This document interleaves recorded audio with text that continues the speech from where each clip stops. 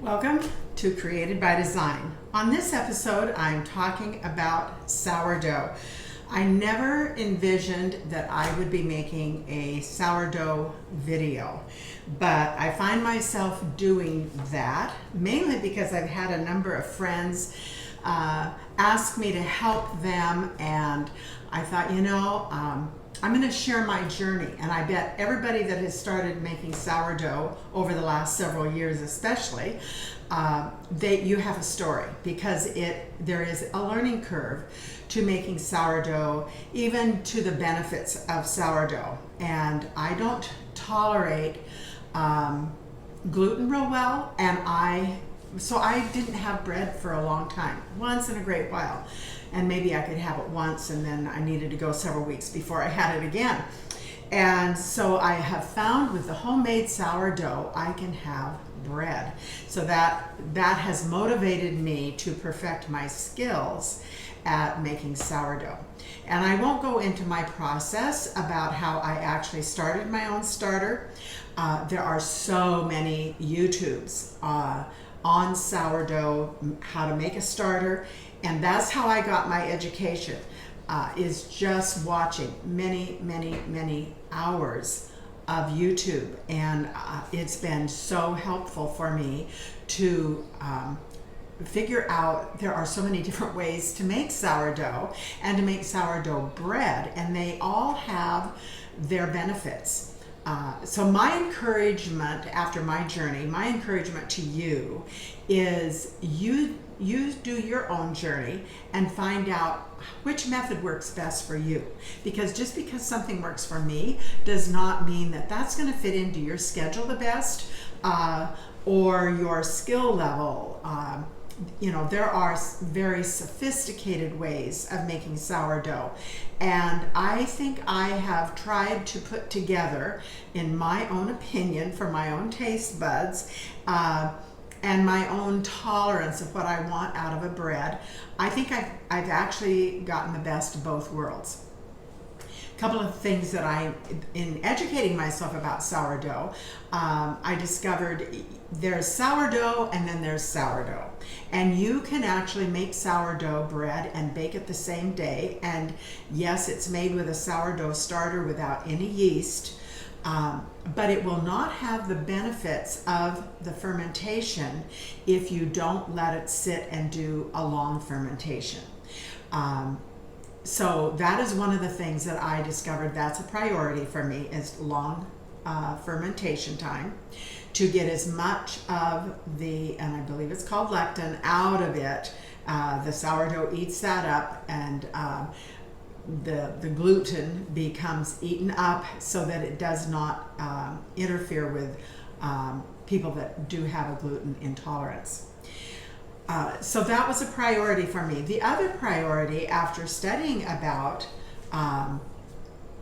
sourdough, is that if you are not careful, your life becomes centered around the timing of making your sourdough bread. You almost become a slave to it, because there's a certain amount of feeding your starter, and all of these details I'm not going to go into finite explanation about, because that's your journey to go onto YouTube and educate yourself, because there's a myriad of ways of feeding a starter, and what does that even mean to feed a starter, and what is discard. So you go on, I'm going to give you some names of people to go on the website, a few of them that became my favorites, and I watched many of them over probably a 6-month time period. I've been working on this for about a year to perfect what I'm now really happy with. So, there's just a lot of pieces to learn about sourdough, but honestly, when you get it, it's very simple. It needs to work for you versus you working for it, and that's where the education comes in, of all the different ways of making it, and come up with your own priority as to what works for you and your family. So at the very beginning of this video, right now, I'm going to insert some websites on YouTube actually of three specific, is it three? It's actually four specific YouTube locations to go to that became my favorites, and I certainly took hints off of other ones also. But I've watched many of these videos over and over again. And then what to do with a discard. Some people throw what is called the discard away. It's basically starter. It's what you have left over that you don't put in your bread. I really hate throwing it away. So I have found a couple of recipes that I really love. One is a tortilla, handmade tortilla, super easy. You can freeze them. And muffins. And so I like getting a little discard built up.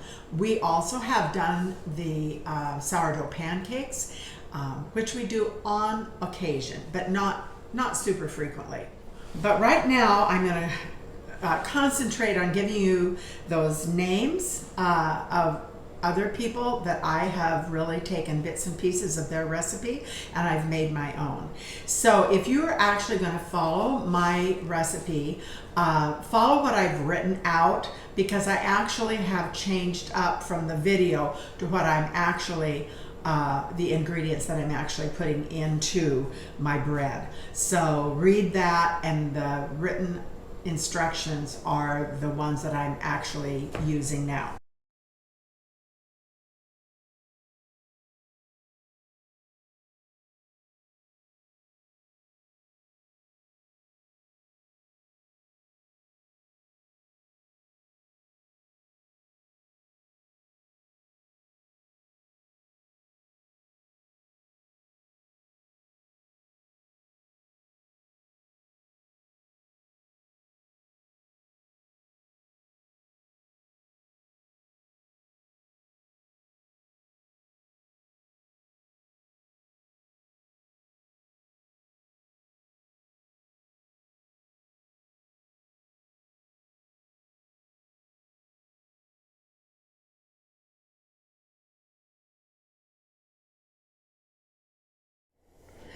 I fed my starter at about 8 o'clock this morning. It has now doubled in size. I put a rubber band on the jar when I first fed it, so this is where it was, and it's now doubled in size.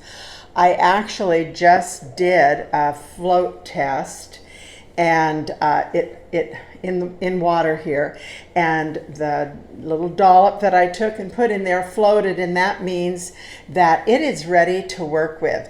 It's sufficient fermented enough. There's good gas in there, and it's prime time right now to actually start making bread with this. This starter I made about a year ago, the original starter, and this morning I fed it. It was a 75, 25. 25 grams of starter, 75 flour, 75 water. And my flour, I did half rye flour and half whole wheat. And both of those have good protein just to feed your starter to get it ready. This will be really good for making the bread. Now I can do more rye flour if I want more of a rye flour flavor when I make this bread, but I probably am not going to. I'm just going to go with the about 30 some grams of rye flour, and the rest was bread flour that I fed this with this morning. So now what I need, I'm doing 2 loaves of bread, so I'm doubling my recipe. And my recipe is one that I've kind of took bits and pieces off of other recipes that I've been working with for a year. I'm going to give you the name of the other people that I watched on YouTube, and so you can actually go back to their original and see how they did it, and then you can see how I've modified it. And I encourage you to do the same thing. Come up with a combination of flours that you like, a texture that you like. And so this particular recipe started out with buttermilk. Well, I make Keifer, and I discovered that you can substitute Keifer for the buttermilk. and we love the texture of it. It's just not quite as heavy. You could actually have a sandwich out of it. It's not just for toast only. So my recipe, doubling it, calls for 130 grams of starter.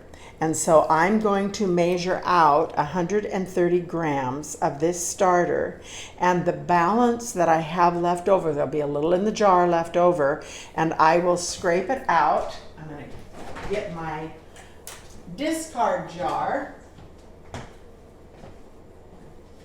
So this is what I have in my discard jar, and I let it build up a little bit, and I've got some other recipes that I will share with you that I found on YouTube, but I have found a tortilla recipe that we really like. I tried making some crackers. I really was not very happy with the crackers, but then I also have a muffin recipe that we really like. And you can put blueberries in it, you could put dried fruit, or just have it plain with sugar and cinnamon on the top. But so what I have now that I'm going to measure out, the remainder of what's in this jar will go into my discard jar. So I'm going to grab a little spatula here, and I am going to measure out of this jar 130 grams of starter, and then this would be what we actually make the bread with. And I am pretty particular on making sure that I use the amount that it's called for, because I want my bread to be consistent each time. Once you find a combination that you like, then by weighing everything all the time, you're going to consistently have the same. Now, I know people that just say, oh, I just make by the feel. And if you make it long enough, you probably can be pretty successful with that. I just find for me, measuring it out works the best. So here's my starter, 130 grams of my starter. And right now, before I go any further, can you see what's left in my jar there? It's not a lot, but you always want a little left over, because you don't ever want to run out of starter. You want to have some back for the next time you bake bread. So I just scrape this out, put it in my discard jar, get as much of it as I can. I hate to throw it out. Some people never keep this discard, and I don't know why we use the word discard, because this is starter. I keep mine in the refrigerator, and then I put dry flour on the very top of it, and I can leave it sit that way for a week or 2 weeks or longer until I want to make bread again, and then I just stir the little bit up that I put on the top. And I'm going to show you how I do that right now before we go any further. But I'm also, big tip, when you've got starter or your bread mixture, rinse this out right away. Once this dries, oh my goodness, it's hard to get off of your jars. So I'm just going to step over to the sink and get a little water running in that. And before I put my this jar back in the refrigerator, I'm going to get some whole wheat flour, or not whole wheat, excuse me, my bread flour. And I'm going to sprinkle about 1/4 of an inch, maybe a little bit more, just on the top, just dry. And one of the videos I'm going to reference on YouTube is a gal this is where I learned this from. I used to feed it every day or a couple of days, and oh my goodness, that was just too much work. So then I discovered you can put that dry flour right on that, stick this back in the refrigerator, and it will sit there a couple of weeks just like this. So now I'm ready to get the rest of my liquids together. And so my water, my buttermilk is going to go in here, and I need my buttermilk and my water heated, and I go up to 100 degrees. But like I said, I'm not doing buttermilk, I'm actually doing kefir, but either will work. Now the kefir I use is not the store processed, it's the kefir I make at home with the live culture in it. The kefir in the grocery store is not going to, I don't believe, would work, so don't do that. Get buttermilk and or make your own kefir. So let's get the liquids together right now. So I always take the temperature of my water. This water is 99 degrees, so that's good. Buttermilk or kefir, I need 400 grams. And here is my kefir that I had it stored in the refrigerator. And I'm going to measure out the 400 grams.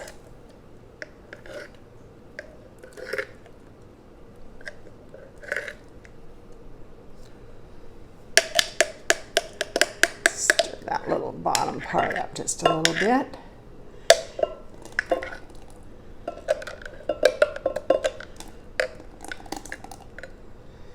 And I'm almost at 400, so I want to pour slowly. Got a little teeny bit too much. Okay. Now I need, I took a little bit too much out.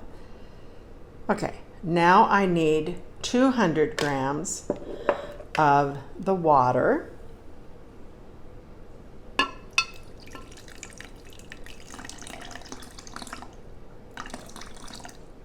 I used to do this with a separate dish for each thing. Now I trust myself a little bit more, pouring it directly in the same container. Okay.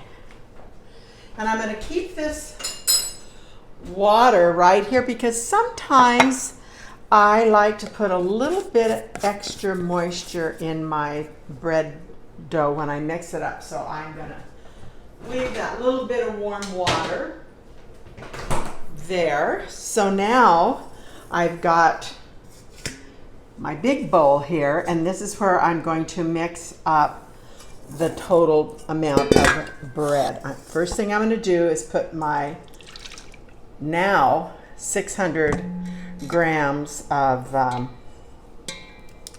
water and kefir. And honestly, I can't taste the difference between the buttermilk and the kefir. And so I just like using the kefir because I always have it. I make it and we have it in our protein drink every day. So I don't have to buy buttermilk that way, but I've done both and I really cannot tell the difference. Okay, in goes my starter that I measured out. And this is another one of those bowls. As soon as I get this scraped out, I will run some water in it so it doesn't have a chance to start drying. So I just do a really quick stir here so that starter and liquids all get mixed up pretty good. We need to have the rest of our liquid, and we are going to go with, I've actually used 30 grams of oil, and I have this cute little bowl that I come back to with olive oil right here in my container, and that I keep by the stove all the time. So we're gonna put 30 grams, and you can play around with the amount of oil there again to the texture that you like.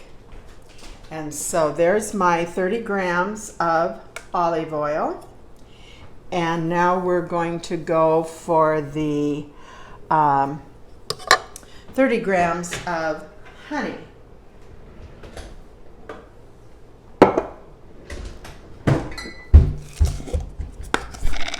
I use raw honey, but you know, it's nice to have honey from whatever area you live in, but you don't have to do it that way. I just say get a good quality of honey. I just, you know, you put all this time and effort and you want the best bread possible. Okay, so honey goes right in there. I'm going to give this a good stir. All of this is pretty much, well, like I say, I heated the liquids up to, they were 99 degrees, and of course by now they've started to cool down just a little bit, but you just don't want it all ice cold for sure. Okay, now we're ready to measure out the flours, the 2 flour that I'm going to use, 2 different kinds of flour, and the salt.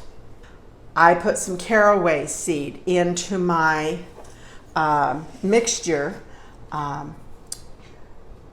The caraway seed has some good bacteria that really helps your bread ferment nicely, and we actually like a little of the taste of caraway. Measuring out 1.5 teaspoons, so I can kind of guess anymore about what that is. And I do like to put it in my liquids just so I just give this a little stir. They float nicely, but this just kind of, they evenly disperse. And it's all about getting a good texture to bread. We really love it mostly for the toast. Certainly have used it for toasted cheese sandwiches, and you can slice it nice and thin for regular sandwiches of whatever you would like. So I'm going to set this aside for a minute or two, and we're going to work on the flour. I find having several sizes of bowls helps when measuring out everything, and I tend to dirty everything in the kitchen. It seems as if, but before I go any further, I'm also going to grab the salt. We are going to do 600 grams of bread flour. Oh my goodness, Linda, wow. 600 grams, so we've got 300 there. Always double check yourself.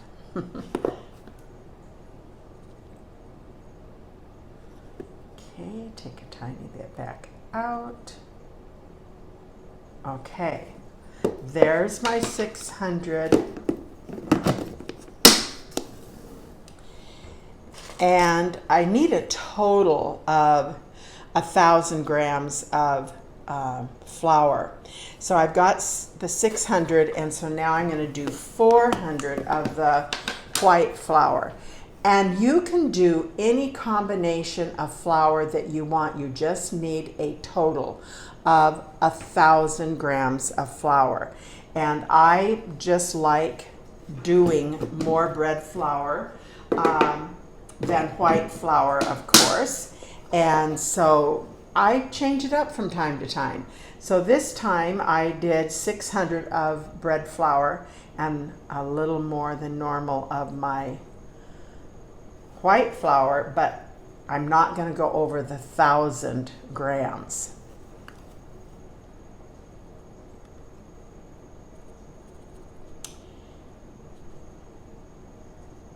And I can take some back out.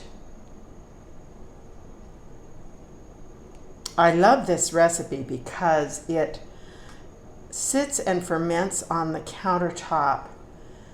It does all the work.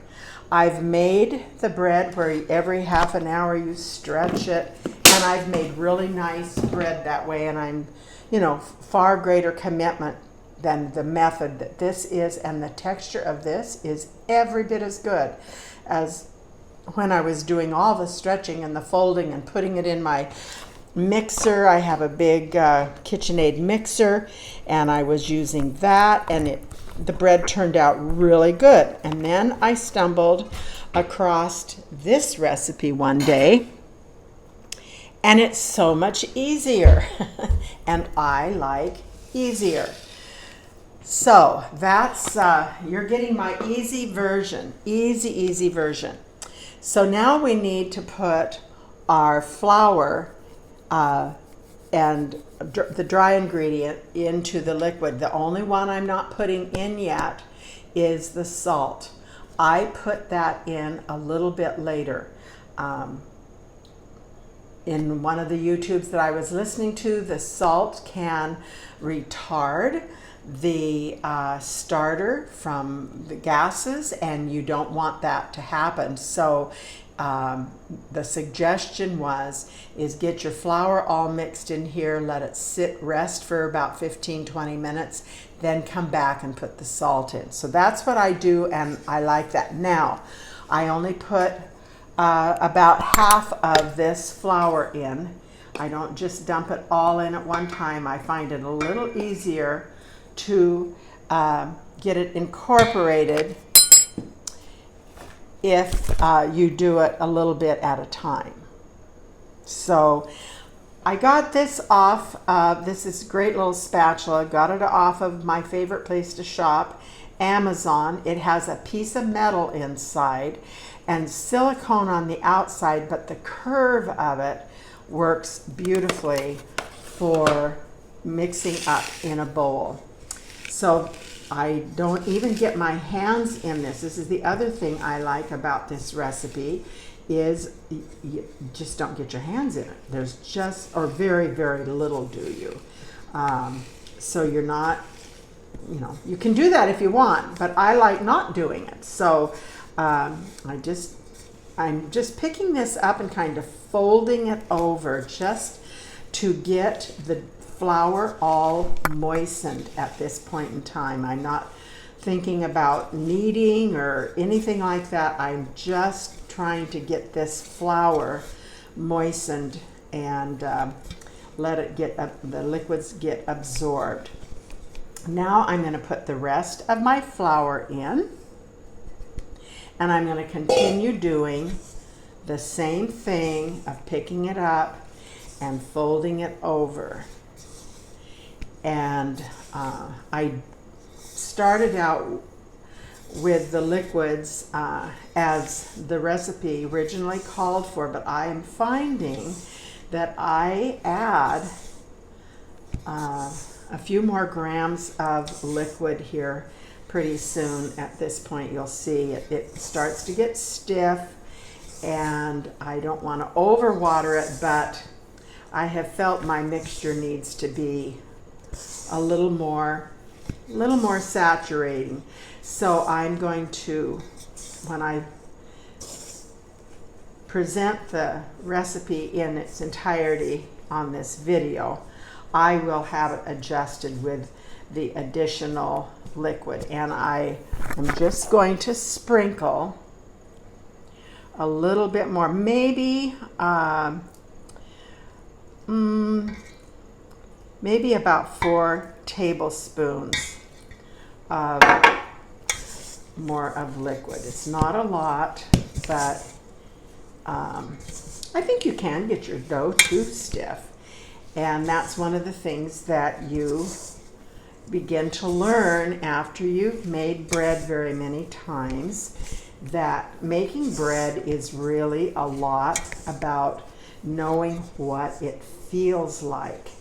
And here again, I'm not trying to knead, I'm just trying to make sure that the flour gets completely saturated. Now, it's real shaggy looking dough.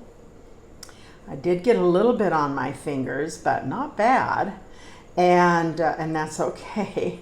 But I'm just going to put the lid on it, and I'm going to let it rest for about 15 minutes. And then we'll come back and I'll add the salt, and I'll show you how I do that. Now my bowl has a nice lid for it, but if you don't have a lid, put some saran wrap on, or take a wet tea towel and put over the top. You don't want your dough to get dried out and get kind of crusty. And so keep a lid on it or saran wrap, and in 15 minutes we'll come back and I'll finish showing you what we're gonna do with this dough. About 15-20 minutes has gone by, and we're going to take a look at our bread that's just been sitting here and letting the flour that we mixed in just have a chance to really absorb more of the moisture before we finish working with it. And we're almost done, but we have the salt to put in, and I have put the salt in at the first stages, and I've done it like I'm doing it now after it's set and rested for a little bit. And I like to do it now. I just feel that it has a better chance of absorbing into the bread. Maybe that's just a figment of my imagination, but it's how I've learned that I like to do it the best. Now, I'm careful not just to dump the salt all in one spot. Sprinkle it so it gets evenly around, and I take and add a little more moisture to it at this point in time. And not too much, but I do want to get some water on where the salt is and just help it be able to absorb in.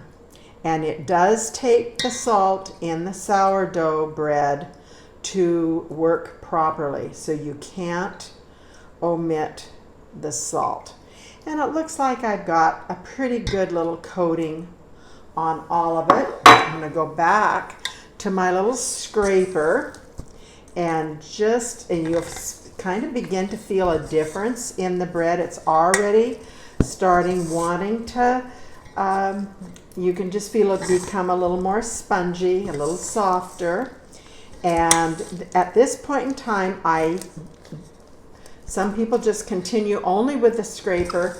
I do like to get my hands on it just to get a feel for what it feels like and know that I've got it tightened up well. So at this point, I get my hands in it, and I don't put it out on the countertop. I could, but my bowl is big enough that I don't need to dirty my countertop. So I just am making sure that all of that flour that we put in, the whole dough feels nice and moist. And you can see the caraway seeds. I'm just kind of pushing on it and rolling it in the bowl, giving my bowl a little bit of a turn. Don't do this too many times. I'm not trying to find for a certain level of elasticity. I just am trying to make sure that the flour is all absorbed into the bread. And it's just going to be as kind of a scraggly little mound of dough. It's not going to look like your nice smooth raised bread dough at this point in time. This dough is going to sit in this bowl for 10 to 12 hours, and it's just going to work all by itself. The last thing that we do is I'm going to grab my olive oil again, and I'm going to make sure that I have a generous coating over the top, even getting a little on the sides of the bowl. And I just pat this around to make sure that this mound of dough is covered with olive oil. And that is it. I'm going to put my lid on, saran wrap or a wet towel, and 10 to 12 hours later is I put it in my refrigerator. And let it sit for another 24 hours or another, 2 days even. But it's going to sit and rise, and it's just going to do its magical thing. No more kneading. We're done with this for the next 10 to 12 hours. And right now during the warm weather, I'm going to say it's probably going to be about 10 hours. When it's kind of domed and I can see bubbles in it, I'm going to put this in the refrigerator and let it sit at least 24 hours in the refrigerator.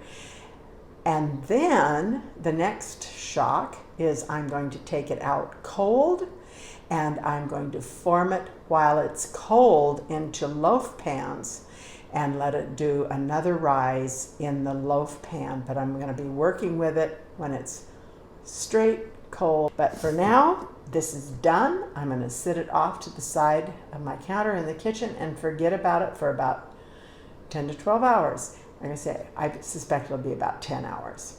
Wintertime, it'll probably take the 12 hours for the bulk ferment. That's it. We'll be back later. We're now 10 hours into this dough, sitting into this container that's been covered. So I'm going to show you what it looks like now. It has increased in size considerably. It's kind of domed, and I can see that it is air bubbles. It's real spongy when I touch it. And I'm going to now put it in the refrigerator for 24 hours and shape it after that to the loaf pans. So this little mound of dough has been sitting and just working away, doing what it does, and it's kind of an amazing event, but that's all there is to it. So now into the refrigerator for 24 hours it goes. I've just taken the bread out of the refrigerator. It's been in the refrigerator for probably about 26, 27 hours. So I'll take the lid off, and you can see that it has just begun to drop a little, and all of that is okay. It just actually could stay in the refrigerator another day or two before I bake it. But we're going to get it ready and bake it today.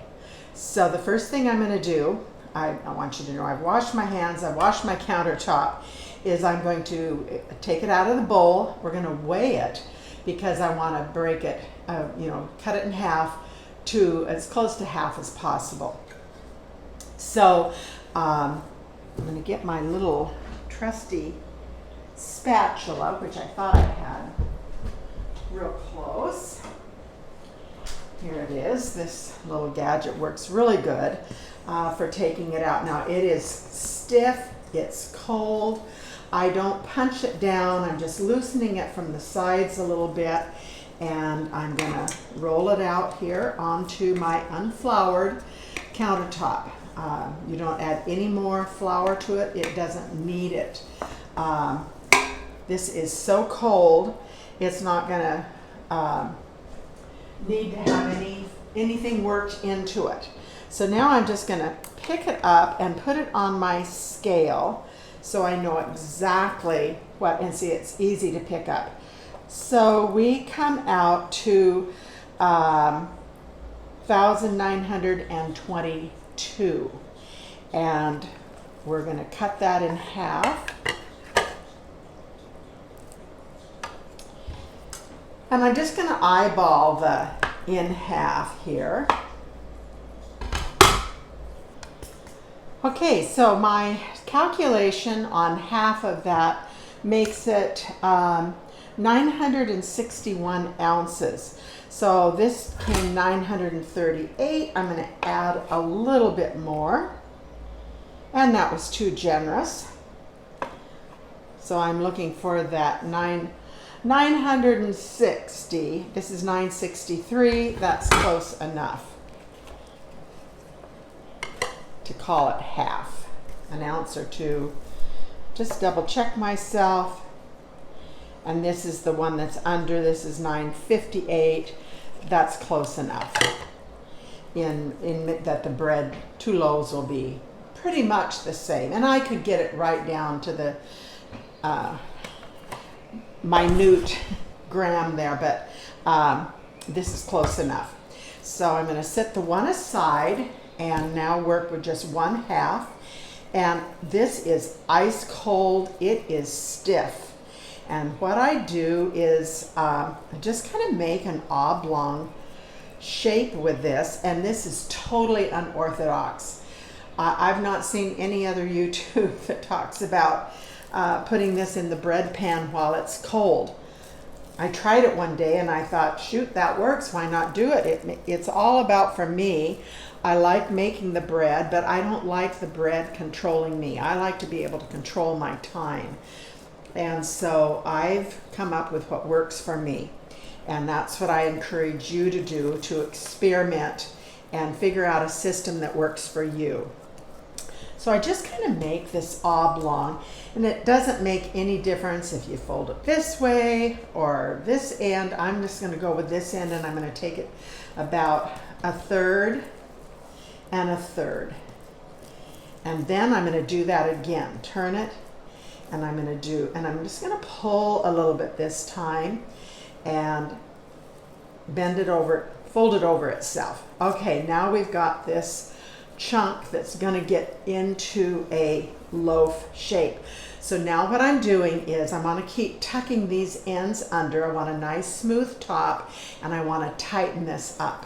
So I'm just rolling it, letting it kind of grab the surface of the countertop. This is why you don't want any flour. You want it to grab that countertop and roll it, or pull it, I guess I should say, and just kind of tuck these ends in. And I want this to be pretty well equal, and I'm kind of stretching this way at the same time to get this loaf shape, but get the ends tucked in at the same time, and keep the seam down here underneath, because that's how we're going to sit this into the loaf pan. Now I'm not doing any extra kneading. I'm just kind of going for shape and tucking these ends in. And if it feels nice and tight, you'll tell, you'll know. There. This is my prepared pan. These pans technically do not need to have probably any oil, but I always generously oil because I like to have a nice crust. I don't want my crust to be dry, and so I give it a little extra boost. Just tuck that in. As you can see, it's kind of even across the top. It's not mounded this way. These ends will fill in. I don't worry too much about, you know, tucking this in and filling up those corners. It automatically does that itself. So now we're going to do the same thing with the other loaf. This is just way too easy, I have to tell you. I've worked with this dough when it's, you know, real soft, and oh my gosh, you're trying to balance it out and not have it stick to your fingers and do all of that, and it's just like, oh my gosh, this is so much easier, and the texture is every bit as good as the bread that I spent a lot of time pulling. And there's nothing wrong with that if you want to do that. I just was looking for an easier solution to where I wasn't having to, you know, make a grid for, okay, if I make my starter at such and such a time, then I have to calculate when that's going to be done, and I'd have to get up at 2 o'clock in the morning to put it in the oven if I didn't get my calculations just right. And I thought, well, this got to be an easier way for this. And lo and behold, I found that you can just take this dough when it's ice cold out of the refrigerator. Now this has to do another fermentation, and it's going to be about 6 hours on a warm day. In the wintertime, we might take up to 8 hours before this is ready to bake. So right now it's 10:20 in the morning, and I know I'm going to be home this afternoon, so I can adjust when I take it out of the refrigerator so that I know that I'm going to be home and be able to bake it.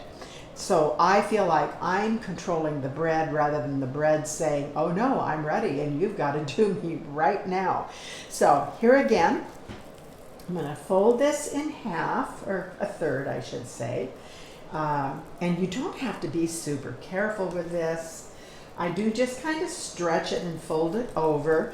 Learn some of those techniques from watching a lot of other videos. And so I'm just applying them here.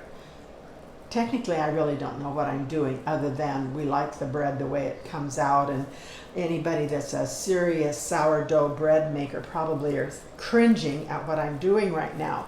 But I feel like I've got the best of both worlds in that I've gotten the fermentation. I know some recipes say, oh, you can, mix your sourdough bread up and bake it the same afternoon. Well, you can. However, you're not getting the fermentation. So the advantage for me this way is I'm getting the fermentation, and I'm controlling when I bake the bread. It's not telling me when I have to. And so you see here's where my fold was. And I just am I'm gonna keep tucking this under so that fold is incorporated down under the bread. I don't want that on top when I put it in the loaf pan. So I'm just, once again, kind of rolling this, pulling it towards me. It's tightening up, and I'm tucking in those ends.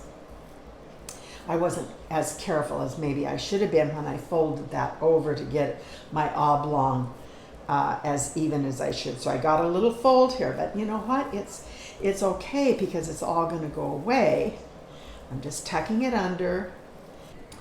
Well, sad to say, for some reason, my camera clicked off as I was finishing up this loaf here, and I didn't realize that it wasn't still recording. But all you missed was my putting that second loaf in the pan. And now I've gotten a tea towel, that ages me, tea towel, also known as a dishcloth. Back when I was growing up, these really were flour bags, but I've discovered you can buy these tea towels. They're just plain white. They bleach out really nicely.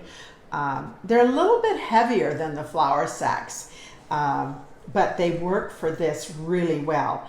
And all I do is lay this over the top. Now, my funny little quirk, this towel is quite heavy. And once that bread is raised up, I don't want it to come in contact with the fabric and weight it down. I don't want any resistance on that. So what I do is I take something that's taller, and in this case, this drinking cup really works well, and I just make a tent. So now there is no cloth laying on the dough. It has freedom. I mean, you could get elaborate and really make a big tent, but this is adequate. And I just make sure that this stays moist. If I feel that it's starting to dry out, I just take some warm water in a spray bottle and spray it a little bit, just the cloth itself. But I'll leave this out now, and it'll sit probably for a good 6 hours. And it'll be ready to bake, and I will show you that before I put it in the oven. And it just is going to sit here and do its little miraculous thing and come out to a really nice textured bread. So we'll be back in about 6.5-ish hours. Our bread is out of the oven. It came up to 198 degrees. I always wipe it or give it a little wash of olive oil there again, just to keep the crust, helps keep it soft and not get real dry. And just do a real quick little wash on this before I actually take it out of the pan. Just a little bit more here. Okay, so this is nice and hot. Sometimes I get this odd shape. I don't know why. I think it actually is the gas oven that does that. I even turn my bread partway through the baking time.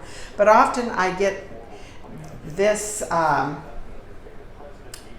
little odd shape right here, and it's always between the two loaves, and it happens in the first 15 minutes. So I haven't quite figured that out. Doesn't change the taste of the bread for sure.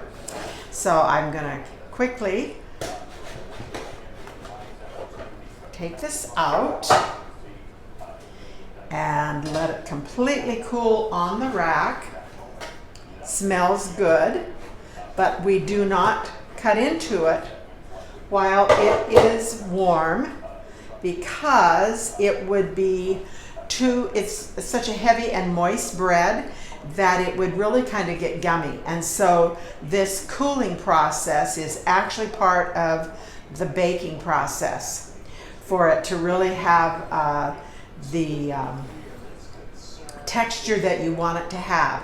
So it's a weight loss program. If you could cut into this right now, we'd all be standing here with a knife and, you know, slapping some butter on it right away. But it does not work like yeast bread in that regard. This, you have to let it cool down. So this will not get cut into until tomorrow. And it will be delicious when we cut into it. That much I know. Now I want to show you the bread that we baked yesterday. I keep mine in a cloth bag, and they say it's not good to actually leave your bread in plastic wrap. I think because sourdough bread has a good amount of moisture to it, and so for longevity, and I've got to tell you, I've never had a loaf, well, it doesn't stick around long enough to mold, but I've never had one mold. But honestly, we can take 2 weeks to, just my husband and I, to eat up a loaf of this bread, having a slice in the morning.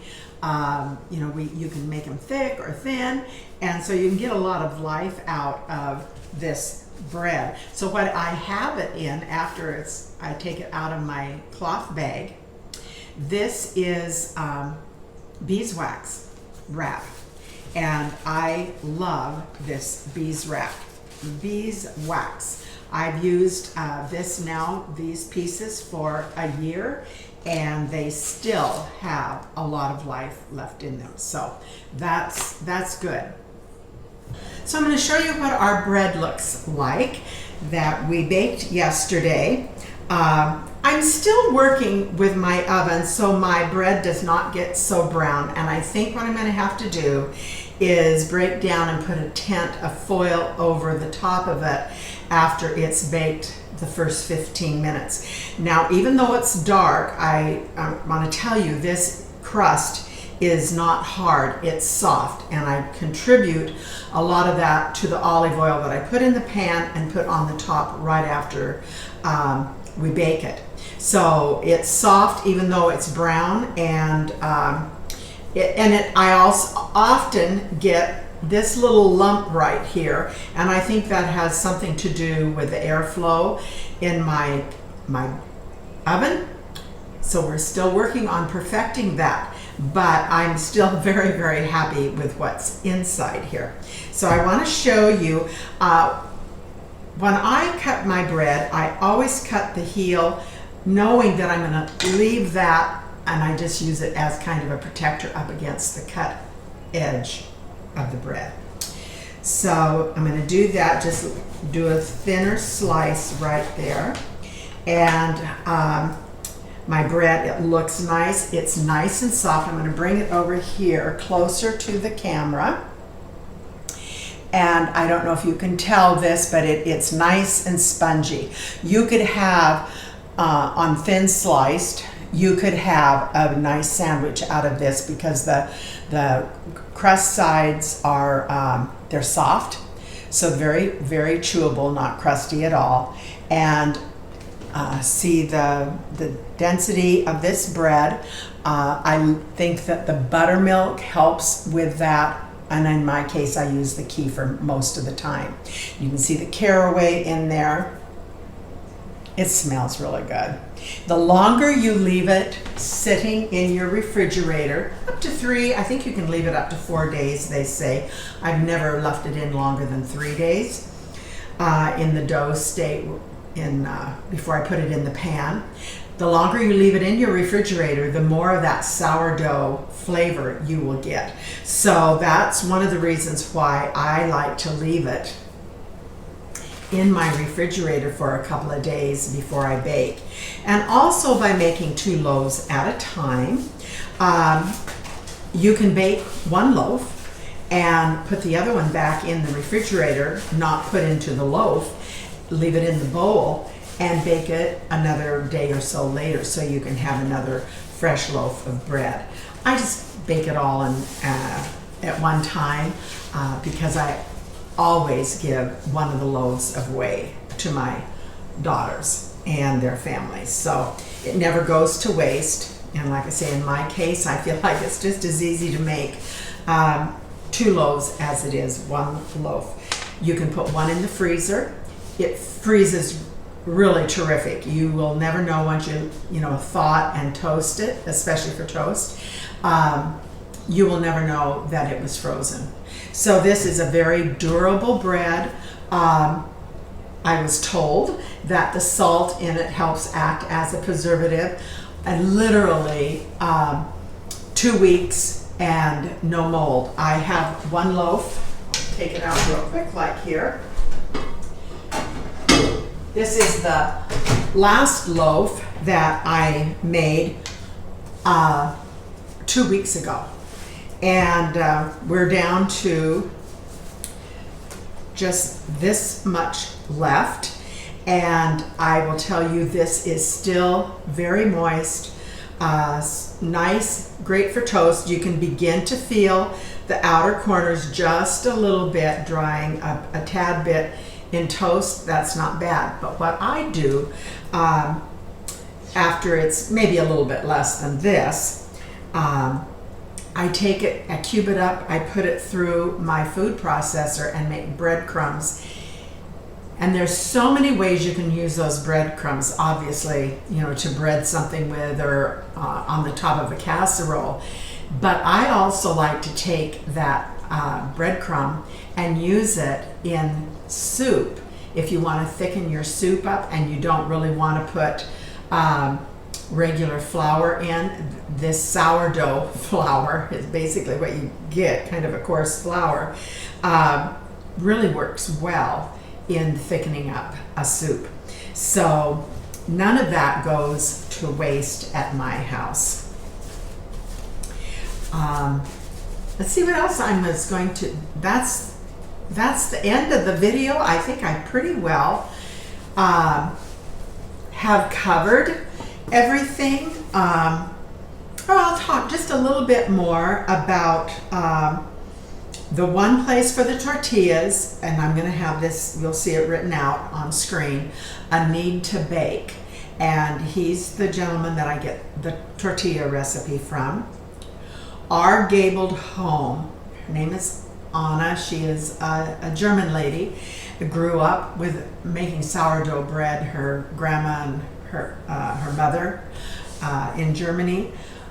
Her techniques are incredible, and I've learned a lot from her. And she is the one that I learned about putting the dry flour on top of your discard starter that you keep in the refrigerator, so you're not feeding your sourdough every day. So I go a couple of weeks if I want to without feeding it, as long as you've got a little layer of dry flour on top. It gives it something to absorb into and to feed off of, because you could kill your starter or get mold on it if you were not attending to it a little bit.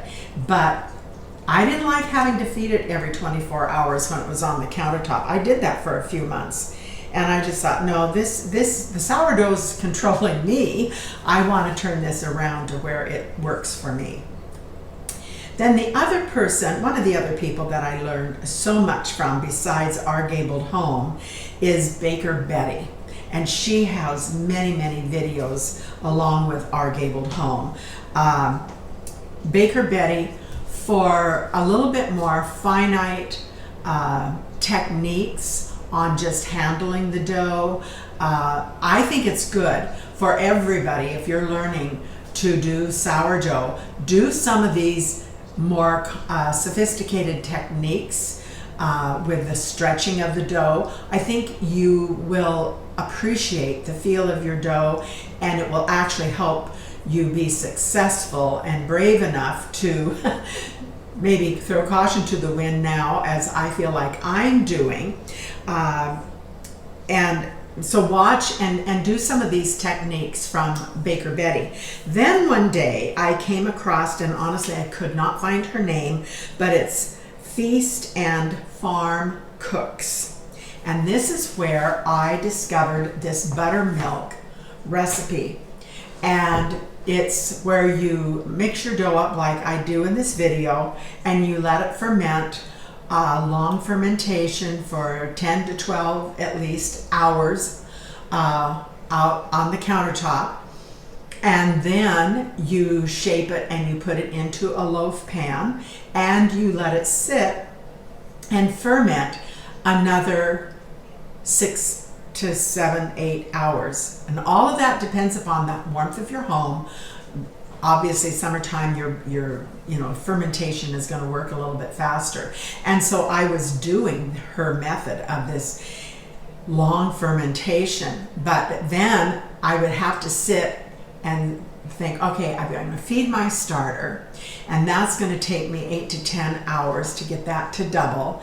And then I have to be ready at that point in time to mix up the bread dough that is now going to ferment another 10 to 12 hours. So I'm counting ahead, I'm making a grid as to when is that going to be ready. And then I have to plan another 6 hours. And of course you have to go to bed and sleep at points in time. And I just thought, whoa, this is crazy.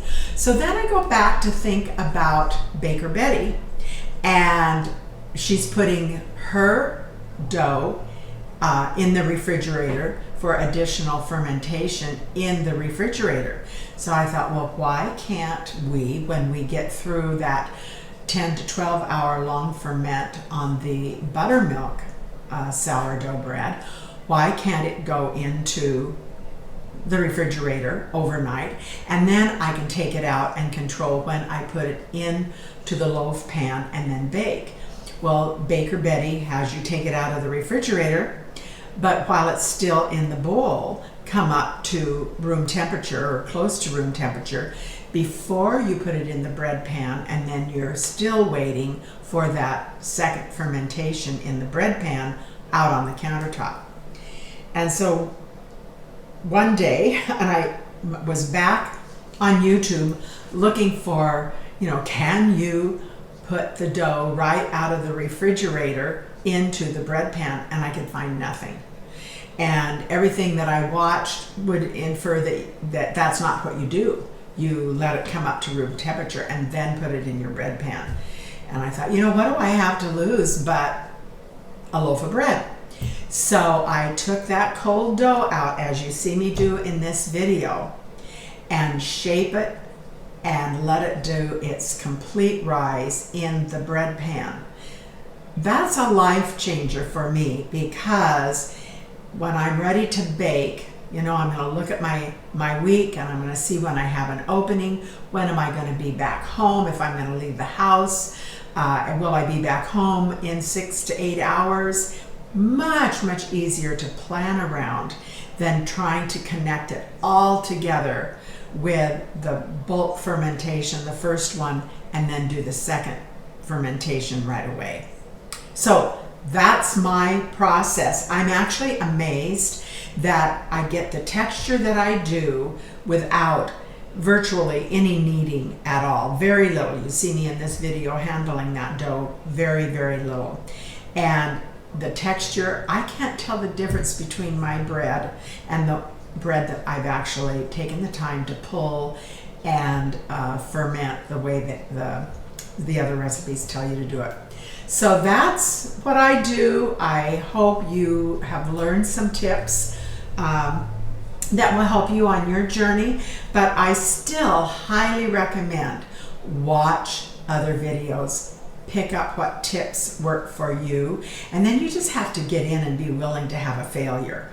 I always say, if all else fails, you're still going to have some toast. If it doesn't rise the amount that you want it to rise, you'll still have toast. It might be a little heavy, but you know, the Anna from Our Gabled Home, they make a bread that's rye that's very, very dense and heavy. It only rises up about, I think she said like 3 inches.